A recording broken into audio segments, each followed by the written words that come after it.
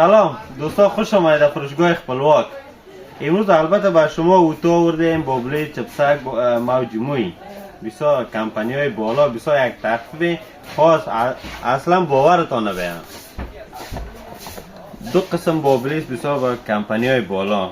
در دکان های دیگر نرخش البته 600 700 باید دوستا تخفیف 400. اوتو یک کاره در دیگر دکان 500 600 است 350 افغانی. اوتو چپسک دکاره کمپانی کیمی، این دوستا خوب صحیح ببینه، اصلا باورتان نمیاد. در دکان‌های دیگه 700 800 است، برای شما 500 افغانی. سه کاره اوتو چپسک بابلیس کمپانی کیمی، نرخ نرمال است. البته در فروشگاه دکان‌های دیگه 600 700 و 500 برای دوستا 400 افغانی.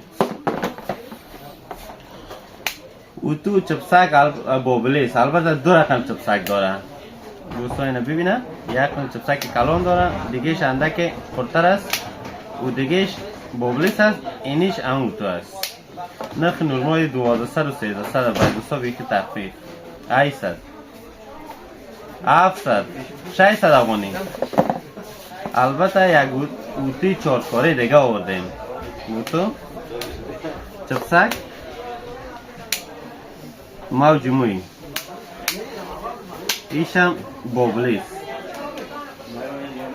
اوتو بابلیس. البته موج موی 5 لره آوردیم، بسیار با کیفیت بالا. نرخ نرمال 1200 و 1300 است، باید دوستا تخفیف 900 یک گپ 700.